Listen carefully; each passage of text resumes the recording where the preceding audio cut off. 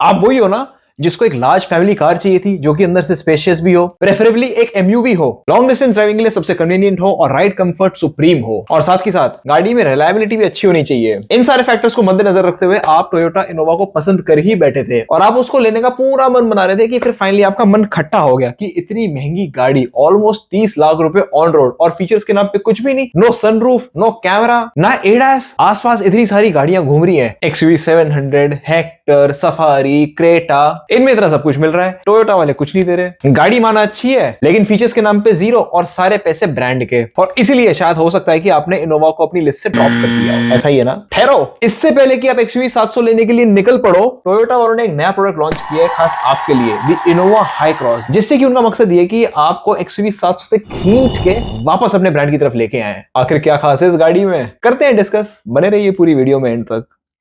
Hi everyone, भाई आप सबकी शिकायतें दूर करने के लिए फाइनली टोयोटा ने हार मान ली, वो अपने स्टबर्न एटीट्यूड से कि हम तो गाड़ी देंगे क्वालिटी के नाम पे और फीचर्स में देंगे कुछ नहीं। फाइनली इस एटीट्यूड से थोड़ा सा बाज आ चुके हैं क्योंकि फ्री मार्केट इकोनॉमी है, कस्टमर्स के पास पूरी चॉइस है, जहां कस्टमर को ज्यादा वैल्यू नजर आती है वो उस प्रोडक्ट की तरफ भागा चला जाता है। हालांकि मैं ये नहीं कहता हूं कि टोयोटा की गाड़ियों की डिमांड कम है, आज भी जाओ शोरूम में फॉर्च्यूनर या इनोवा लेने के लिए इतनी लंबी वेटिंग लिस्ट है, लेकिन फिर भी टोयोटा वालों को आई एम श्योर ये चीज रियलाइज हो रही होगी कि फीचर्स के मामले में इनकी गाड़ियां काफी गाड़ियों से लैग कर रही है। पहले भी एंडेवर और फॉर्च्यूनर के कंपैरिजन में Endeavour was offering a lot more features as compared to the Fortuner, but किस्मत देखो, फोर्ड बोरिया बिस्तरा उठा के चलेगी तो फॉर्च्यूनर की एक तरह से थोड़ी सी मोनोपोली होगी। हालांकि ग्लॉस्टर भी है लेकिन वो थोड़ा सा रिलायबिलिटी को लेके फॉर्च्यूनर का नाम हमेशा ऊपर रहा है, तो फॉर्च्यूनर की सेल्स बढ़ी बेशक हो, घटी नहीं है। लेकिन ये जो 20 से 30 लाख रुपए वाला सेगमेंट है जिसमें कि इनोवा लाई करती है, उसमें टोयोटा के पास फॉर्च्यूनर टाइप मोनोपोली नहीं है, क्योंकि इस सेगमेंट के अंदर बहुत ज्यादा कंपटीटर्स आ गए हैं। लोग एल्काजार ले सकते हैं, स्कॉर्पियो ले सकते हैं, एक्सयूवी 700 ले सकते हैं, हेक्टर का टॉप मॉडल ले सकते हैं, एंड इनफैक्ट अब तो काफी सारी इलेक्ट्रिक व्हीकल्स भी आ गई हैं इस सेगमेंट में। तो जाहिर सी बात है अगर इस प्राइस सेगमेंट के अंदर चॉइसेस ज्यादा होंगी तो कहीं ना कहीं मार्केट शेयर बढ़ेगा, and Innova was also losing market share to these vehicles. लेकिन इनोवा का एक सबसे बड़ा प्लस पॉइंट था कि लॉन्ग डिस्टेंस क्रूजिंग के लिए it was the perfect mile muncher, बहुत कंफर्टेबल थी specially for the second row seats. लेकिन अब वक्त आ गया था क्योंकि कस्टमर के प्रेफरेंसेस भी चेंज हो रही हैं, टेस्ट चेंज हो रहे हैं, मार्केट चेंज हो रहा है, एंड फाइनली टोयोटा एक ऐसा प्रोडक्ट लेके आई है which combines the best of both the worlds, Innova का कंफर्ट एंड स्पेस, दो set of features which the other cars were offering. Toyota ले आई है मार्केट के अंदर the Innova Hycross. Indian market में नहीं, इंडोनेशियन मार्केट में लॉन्च की है इनोवा जीनिक्स के नाम से, बट 25 तारीख को इंडिया के अंदर भी ये शोकेस होने वाली है हाई क्रॉस के नाम से। And as per media reports as well as company sources, दोनों गाड़ियों के अंदर कोई बहुत ज्यादा मेजर डिफरेंसेस नहीं होने वाले हैं। छोटी मोटी चीजें जैसे कि इंडिया के अंदर वो रेगुलेशन है 80 kmph पे एक बार बीप करेगी, 1 मिनट में 120 के बाद लगातार बीप करेगी, ये छोटी मोटी चीजें ऐड करके इसको यहाँ पे बेचेंगे। वहां पे किजांग है, यहाँ पे टोयोटा है, बहुत ज्यादा ड्रास्टिक चेंज नहीं होने वाला है। तो इसलिए इस गाड़ी की यहाँ डिस्कशन कर लेते हैं, इससे हमें क्लैरिटी मिल जाएगी कि what we can expect in the Indian market. बाकी 25 तारीख को जब ये यहाँ अनवील होगी तो इसके अलावा जो और डिफरेंसेस होंगे उसकी एक और वीडियो बना के आपको अपडेट कर देंगे। अब क्योंकि इस गाड़ी के नाम के अंदर भी इनोवा आता है, so how is the high cross different from the current selling Crysta. तो शुरुआत करते हैं डायमेंशन से। सो ये गाड़ी साइज में तो बड़ी है, length is 4755 mm, width is 1850 mm और हाइट है 1795 mm। हाइट के अलावा बाकी दोनों डायमेंशन ज्यादा बड़ी है। लेंथ सिर्फ 20 mm ज्यादा है लेकिन व्हील बेस तो 100 mm ज्यादा है, जिससे कि इन केबिन स्पेस काफी ज्यादा इंप्रूव्ड है। ग्राउंड क्लियरेंस की अगर बात करें तो हाई क्रॉस की ग्राउंड क्लियरेंस 185 mm है, which as per Autocar and Top Gear is the same as that of Crysta. लेकिन क्रिस्टा का अगर आप गूगल सर्च करोगे, थोड़े बहुत आर्टिकल्स पढ़ोगे, तो कहीं पे 178 mm मेंशन्ड है, कहीं पे 176 mm मेंशन्ड है। सो क्रिस्टा की एग्जैक्ट ग्राउंड क्लियरेंस कितनी है इस पे थोड़ी क्लैरिटी नहीं है, लेकिन आप ये मान के चलो कि हाई क्रॉस की ग्राउंड क्लियरेंस या तो क्रिस्टा से ज्यादा होगी या बराबर होगी, कम तो बिल्कुल भी नहीं है। सो रिजल्टेंट ये है that this car has shorter overhangs and considering that the ground clearance is the same, probably better approach and departure angles. Design की अगर बात करें तो टोयोटा वालों ने इस गाड़ी को टिपिकल एमपीवी लुक्स नहीं दी है। गाड़ी थोड़ी सी ज्यादा एसयूवी-इश है, स्पेशली अगर आप इसको सामने से देखो, लेकिन अगर सामने के अलावा बाकी किसी भी एंगल से देखोगे तो आपको इसकी रिजेम्बलेंस इनोवा क्रिस्टा से काफी ज्यादा लगेगी। इनफैक्ट टोयोटा वालों की जो ऑफिशियल लॉन्च वीडियो है for the Innova Zenix in the Indonesian market, उसमें टोयोटा वालों ने तो इसको एज अ क्रॉसओवर बोला है, ना ही एसयूवी ना ही एमपीवी। तो इससे हमें ये पता चलता है कि टोयोटा वाले इसको कहां पे पोजीशन करना चाहते हैं। फ्रंट डिजाइन की अगर बात करें तो गाड़ी की जो नोज है दैट इज अपराइट एंड सामने आपको बड़ी सी हेक्सागोनल ग्रिल मिलती है which is finished in contrast black having Chrome surrounds. Grill के ठीक नीचे एक बहुत ही वाइड बम्पर है जिसके अंदर बीच में से एक चीट लाइन जाती है जो कि कॉर्नर्स के अंदर ट्रायंगुलर यूनिट्स में जाके मर्ज हो जाती है, and those units house the horizontal LED DRLs. जहां पे डीआरएल्स खत्म होते हैं वहां पे आपको बम्पर के बिल्कुल कॉर्नर के अंदर फॉक्स एल्यूमिनियम ब्रैकेट्स देखने को मिलते हैं। बम्पर के लोअर एंड में जहां पे की लोअर ग्रिल है उसके लेफ्ट साइड में एंड राइट साइड में छोटे छोटे आपको दो फॉग लैंप्स नजर आते हैं। अपर ग्रिल के दोनों साइड्स एंड बोनट के जस्ट नीचे आपको वाइड रैप अराउंड हेडलैम्प्स देखने को मिलेंगे and these headlamps are dual layer. Basically एक शायद हाई बीम होगा, एक लो बीम होगा एंड दोनों के बीच में क्रोम सेपरेटर्स हैं। अभी जो एलईडी हेडलैम्प्स हैं they are not projector headlamps, they are reflector type headlamps. इस गाड़ी में मेरे को ये चीज अच्छी लगी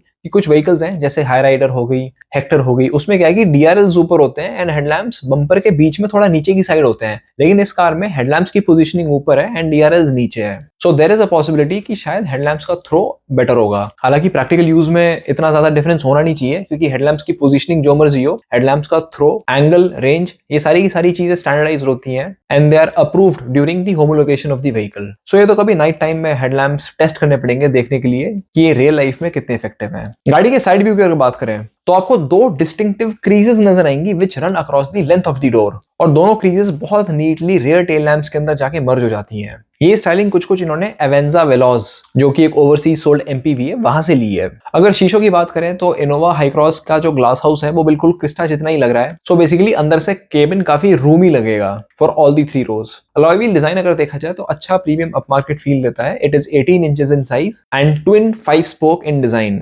इंटीरियर की अगर बात करें तो एक्सटीरियर की तरह it is also a complete departure from the current selling Innova Crysta. Dashboard का डिजाइन बिल्कुल नया है और एक ट्विन लेयर सेटअप देखने को मिलता है। कोशिश की गई है कि पैसेंजर और ड्राइवर के लिए थोड़ी सी ज्यादा स्पेस लिबरेट की जाए।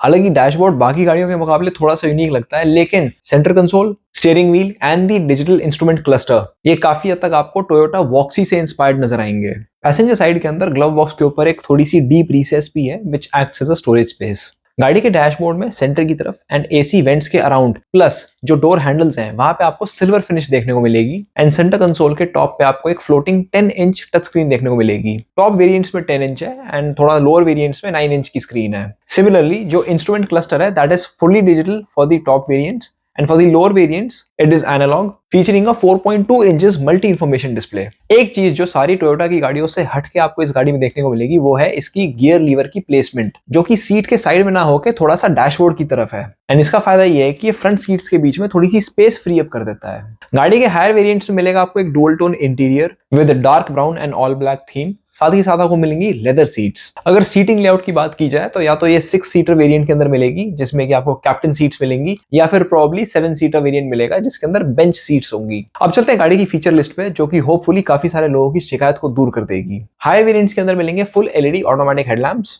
एलईडी डीआरएल्स, बड़े अलॉय व्हील्स 18 इंच के, panoramic sunroof, wireless charging, panoramic sunroof के आसपास आपको मूड लाइटिंग भी देखने को मिलेगी, 360 degree camera, faux wood and aluminium finish to give it a premium look in the interiors, quilted leather seats and second row captain seats with ottoman function. Ottoman function basically ये है कि seat recline हो जाएगी and नीचे आपको काफ support भी मिलेगा। Foot rest नहीं है जैसा कि बड़ी बड़ी एस क्लास में और A8 में मिलता है, लेकिन काफ सपोर्ट मिल जाएगा। बहुत है इतना भी। साथ ही साथ हायर वेरिएंट्स के अंदर मिलेंगे up to 4 USB-C ports and dual zone climate control. अब ये डुअल जोन ऐसा नहीं है कि ड्राइवर के लिए अलग और पैसेंजर के लिए अलग। डुअल जोन मतलब आगे की सीट्स के लिए अलग एंड सेकंड रो पैसेंजर्स के लिए अलग। And the best part is कि सेकंड रो पैसेंजर्स के लिए ऐसा नहीं है कि वो सेंट्रल टनल के ऊपर जो माउंटेड रेयर एसी वेंट होता है नीचे की तरफ, इसके अंदर एसी वेंट्स ऊपर की तरफ दिए हुए हैं, ठीक वहां पे जहां पे ग्रैब हैंडल्स होते हैं उसके पीछे की साइड उसी लाइन में। सो ठंडी हवा सीधा ऊपर से आएगी। साथ ही साथ गाड़ी के अंदर मिलता है auto hold function, electronic parking brake, drive modes, eco sport normal and EV mode just like the Hyryder but just for the hybrid variant. करेंगे पावर ट्रेन की भी बात करेंगे। एंड इंडोनेशियन मार्केट के अंदर जो टॉप वेरिएंट है उसके अंदर रियर सीट एंटरटेनमेंट सिस्टम के लिए भी डुअल 10 इंच स्क्रीन अवेलेबल है। पता नहीं वो इंडिया में आएंगे कि नहीं, बट जैसा कि मैंने प्रॉमिस किया है करूंगा अपडेट। सारे फीचर्स के साथ साथ सेफ्टी का भी काफी ध्यान रखा हुआ है and for the first time the Innova will get Toyota safety sense 3.0। पहले टोयोटा की गाड़ियों के अंदर 2.5 आता था। 2.5 और 3.0 में क्या डिफरेंस है उसका एक अलग से शॉर्ट्स बना दूंगा। लेकिन इसमें फीचर्स आपको क्या क्या मिलेंगे? Adaptive cruise control, lane keep assist, auto emergency braking, road sign assist and automatic high beam. साथ ही साथ इसमें आएंगे multiple airbags and Indian version के लिए स्पेसिफिकली ये सुनने में आ रहा है कि सारे variants right from the lowest to the highest variant will get 6 airbags as standard. ठीक है, देने भी चाहिए, सेल्टॉस के अंदर भी तो आते हैं। साथ ही साथ आपको मिलेंगे ABS, EBD, rear parking sensor, वही गवर्नमेंट मैंडेटेड जो सेफ्टी फीचर्स हैं जो कि हर गाड़ी में आनी चाहिए, and 3-point seat belts for all the seats. And as expected in this price range the car will get disc brakes for all the 4 wheels. Engine की अगर बात करी जाए तो इसके अंदर आएगा सिर्फ 2.0 पेट्रोल इंजन, डीजल नहीं आएगा, एंड 2.0 पेट्रोल इंजन भी non hybrid as well as hybrid variants के अंदर आएगा। अगर हाइब्रिड की बात करूं तो इसमें टोयोटा की 5th जनरेशन हाइब्रिड टेक्नोलॉजी देखने को मिलेगी, and the engine code name is M20A FXS। Highlighter की तरह देयर इज अ प्रोबेबिलिटी कि ये भी एटकिंसन साइकिल पे चलेगा rather than the auto cycle. Engine will churn out 152 bhp and produce 187 Nm of torque, and battery के साथ मिलकर इसकी कंबाइंड पावर आउटपुट होगी 186 bhp। अगर नॉन हाइब्रिड वेरिएंट की बात करूं तो उसका इंजन कोड है M20A FKS which puts out 174 bhp and 197 Nm of torque। Hybrid के अंदर तो just like the Hyryder ECVT gearbox आएगा, and as per media reports जो नॉन हाइब्रिड है उसमें टॉर्क कन्वर्टर नहीं बल्कि CVT गियरबॉक्स आएगा, एंड मैनुअल गियरबॉक्स का अभी कोई नामो निशान नहीं है। इंडियन मार्केट में शायद आ जाए, करेंगे अपडेट। अगर फ्यूल एफिशिएंसी की बात की जाए तो ARAI फ्यूल एफिशिएंसी कितनी है वो तो अभी नहीं पता। इनफैक्ट इंडोनेशियन मार्केट के अंदर भी इन्होंने ऐसा कुछ फिगर रिलीज नहीं करा है कि ये कार कितनी माइलेज दे देगी, लेकिन going by the international markets जहां पे इनकी गाड़ियां इस साइज की और इस सेगमेंट की ऑलरेडी हाइब्रिड पावर ट्रेन में बिक रही हैं, उनके फिगर्स को अगर कंपेयर किया जाए तो ये एस्टिमेट लगाया जा रहा है that the Hycross in the hybrid variant may return up to 20 to 23 kmpl which is pretty good considering the size of this car. Highlander और कैमरी की तरह इसके अंदर भी एक फुल EV मोड आएगा, बट ज्यादा उम्मीद मत करना। कार की अगर प्रोडक्शन की बात करी जाए तो ये कर्नाटका के अंदर जो बेदाडी प्लांट है वहां पे प्लांट नंबर 1 में प्रोड्यूस होगी, मीनवाइल हाइराइडर जो है वो प्लांट नंबर 2 में प्रोड्यूस हो रही है। प्राइसिंग की अगर बात करी जाए तो टोयोटा डीलर्स फिलहाल ये कह रहे हैं कि हाई क्रॉस के प्राइसेस क्रिस्टा से सिर्फ थोड़े से ऊपर होंगे, somewhere between 22 to 28 lakhs। But मुझे ऐसा लगता है कि टोयोटा इनोवा क्रिस्टा जो कि सूखी गाड़ी है जिसमें कोई फीचर्स नहीं आते, उसका जो टॉप वेरिएंट होगा, हाई क्रॉस का जो बेस वेरिएंट होगा जिसमें सिमिलरली ज्यादा फीचर्स नहीं होंगे, वो शायद क्रिस्टा के टॉप वेरिएंट से थोड़ी सी महंगी होगी। लेकिन हाई क्रॉस का अगर आप टॉप वेरिएंट देखोगे तो वो तो काफी ज्यादा एक्सपेंसिव हो सकती है, going by the history of Toyota over pricing it's cars. खैर ओवर प्राइसिंग पहले लगता था, लेकिन अब जिस तरह से बाकी गाड़ियों के भी रेट्स बढ़ रहे हैं, अब तो टोयोटा इनोवा भी इतनी कोई बहुत ज्यादा ओवर प्राइस लगती नहीं है, खास करके जब से मैंने ऑल्टो CNG के और वैगनर के रेट्स देखे हैं। छोटी मोटी CNG की गाड़ियां ही जब 6-7 लाख रुपए की ऑन रोड पड़ रही हैं, तो आप टोयोटा से क्या ही उम्मीद करते हो। मुझे तो ऐसा लग रहा है that the Hycross might be priced equivalent to the previous generation Fortuner. तो मुझे तो ऐसा लग रहा है कि शायद हाई क्रॉस का जो टॉप वेरिएंट होगा जो कि फीचर लोडेड हो सकता है कि वो ऑन रोड 35 की पड़ जाए। बाकी आप लोगों को क्या लगता है नीचे कमेंट बॉक्स में बता देना। और हाँ, चाहे हाई क्रॉस कितनी महंगी हो, चाहे टोयोटा वाले कितने ही पैसे ले लें, एक चीज है जो हमेशा फ्री रहेगी और वो है सब्सक्राइब बटन को क्लिक करना। That's all for now. जैसे ही कुछ और अपडेट्स होंगे आप लोगों के साथ शेयर कर देंगे यही इसी चैनल पे किसी नए अंदाज में। That's all for now. Bye.